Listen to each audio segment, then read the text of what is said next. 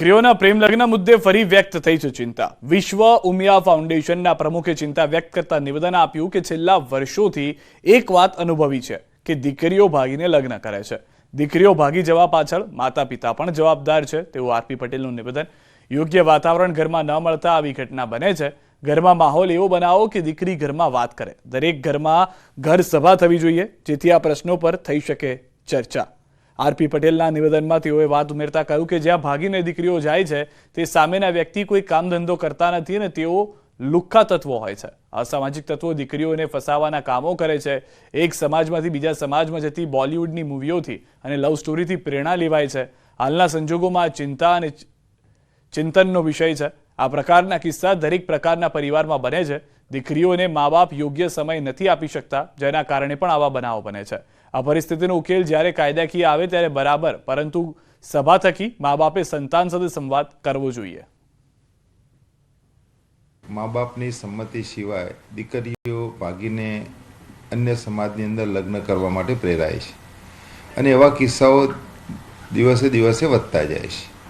ત્યારે આ બાબતે કેટલોક અભ્યાસ કર્યો ત્યારે જાણવા મળ્યું કે આ પ્રકારના કિસ્સાઓ કેમ બને છે। મોટાભાગના કિસ્સાઓમાં એક વસ્તુ ધ્યાનમાં આવી છે કે જનરલી દીકરીઓ ભાગીને જ્યાં જાય છે ત્યાં આગળ બને ત્યાં સુધી એ જે સામેના પાત્રો હોય છે એ કોઈપણ પ્રકારની કામગીરી કરતા નથી, પ્રવૃત્તિ કરતા નથી, ધંધો રોજગાર હોતો નથી ને માત્ર એક લુખ્ખા તત્વોની માફક ફરતા હોય એવા તત્વોના દ્વારે આ પ્રકારની દીકરીઓ એમના લપેટમાં આવતી હોય છે। એનું કારણ એક એ પણ છે કે એમની પાસે ફૂલ સમય હોય છે। જ્યારે જે તે સમાજના દીકરાઓ પોતાની કારકિર્દીને લઈને ખૂબ બિઝી પણ હોય છે અને પોતાની કારકિર્દીને લઈને એ પોતાનો પૂરતો સમય એવા કોઈ પોતાના લગ્નેતર સંબંધમાં આપી શકતા નથી। પરિણામે આ પ્રકારના જે અસામાજિક તત્વો છે કે જે જાણી જોઈને ઈરાદાપૂર્વક દીકરીઓને ભોળવીને એમને છેતરીને કપટ કરીને એમને ફસાવાના જ કાર્યની અંદર લાગેલા છે।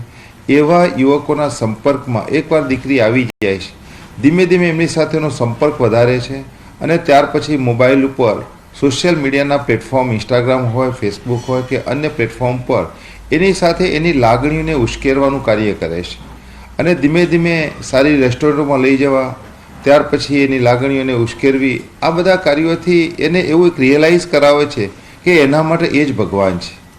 અને ઘણી વખત તો અત્યારે જે બોલિવૂડના પિક્ચરોની અંદર પણ જે પ્રકારની પરિસ્થિતિ આવે છે કે લવ સ્ટોરીના નામે જે પ્રમાણે એક સમાજની દીકરી બીજા સમાજની અંદર કે બીજા કોમની અંદર લગ્ન કરે તો એને સારામાં સારી લવ સ્ટોરી ગણી શકાય।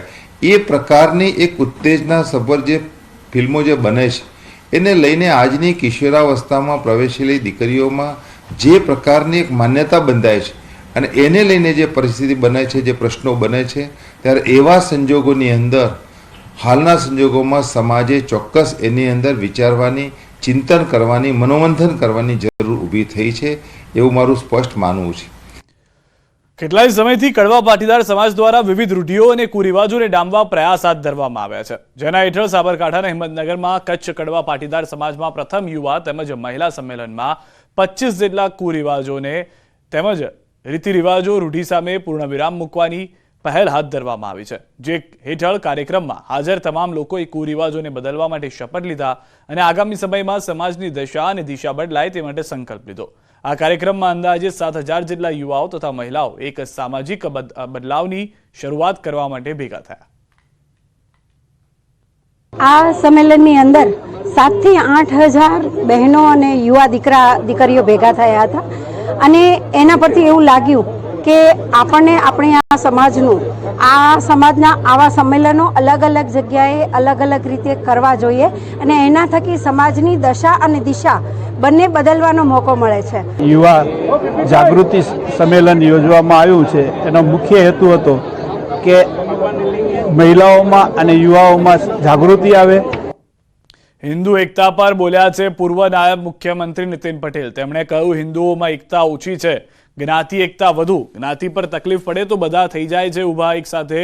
આપણે હિન્દુના નામથી એક થવાની જરૂર છે। આપણા દરેક સમાજમાં યુવક યુવતીઓની સંખ્યા ઓછી છે તે એક ચિંતાનો વિષય છે એમ પણ તેમણે ઉમેર્યું। કડીમાં સમસ્યા વૈષ્ણવનો જીવન સાથી પસંદગી મેળો યોજાયો હતો, જેમાં જેમાં પૂર્વ નાયબ મુખ્યમંત્રી નીતિન પટેલે આ વાત કરી છે. દરેક હિન્દુ ધર્મની આપણી જ્ઞાતિઓથી બનેલો આપણો આખો સમાજ છે. કમનસીબે આપણે હિન્દુ એકતા ઓછી છે, જ્ઞાતિ એકતા બહુ છે. જ્ઞાતિ ઉપર કોઈ તકલીફ પડે તો બધા ઊભા થઈ જાય, દોડતા થઈ જાય, જે કરવાનું એ કરવાની તૈયારી કરે. પણ આપણા ધર્મ ઉપર, આપણી સંસ્કૃતિ ઉપર, આપણા દેશ ઉપર કોઈ આપત્તિ આવે, કોઈ જરૂરિયાત ઊભી થાય તો આપણે બધા એમ વિચારીએ કે તો કરનારા કરશે, એમાં મારે ક્યાં કરવાનું છે. આ તરફ સાબરકાંઠા જિલ્લામાં અનોખા લગ્ન જોવા મળ્યા. વિજયનગર તાલુકાના નવા ગામમાં 75 વર્ષના દાદા અને 73 વર્ષની બાના લગ્ન ધામધૂમથી યોજાયા. દંપતીના દીકરા દીકરી અને પુત્ર પૌત્ર સહિત 18 સભ્યો લગ્નમાં મન મૂકીને નાચ્યા. નગજીભાઈ રોજડ અને તેમની પત્ની અત્યાર સુધી લિવ ઇન રિલેશનશિપમાં રહેતા હતા. જો કે આ સમાજમાં ઉત્તર ક્રિયા માટે કાયદેસર લગ્ન જરૂરી હોય છે, જેથી સમાજના રિવાજના કારણે દંપતી ઢળતી ઉંમરે લગ્ન કરીને કાયદેસર પતિ પત્ની બન્યા. આ વૃદ્ધ નવયુગલના સંતાનોએ પણ તેમના લગ્નને વધાવ્યા અને વાજતે ગાજતે બંનેનું સ્વાગત કર્યું. લગ્નમાં આખું ગામ ઉમટ્યું હતું.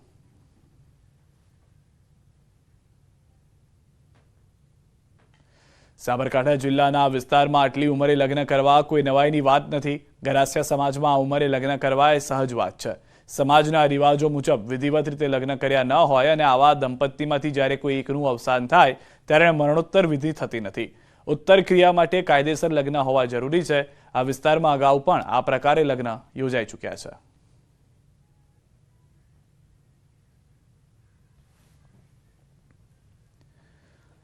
અમદાવાદથી સમાચાર. નારણપુરામાં જીએસસી બેંક ખાતે મહાનગરપાલિકા સદસ્ય કાર્યશાળા તાલીમનું આયોજન કરવામાં આવ્યું. પ્રશિક્ષણ વર્ગના ઉદ્ઘાટન સત્રમાં મુખ્યમંત્રી ભૂપેન્દ્રભાઈ પટેલ ઉપસ્થિત રહ્યા. મુખ્યમંત્રીએ માર્ગદર્શન આપ્યું.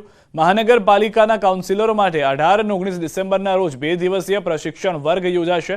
પ્રથમ સત્રમાં મહાનગરપાલિકાના અધ્યક્ષ અને ધારાસભ્ય અમિત શાહ, પ્રભારી સંજય પટેલ સહિતના આગેવાનો ઉપસ્થિત રહ્યા.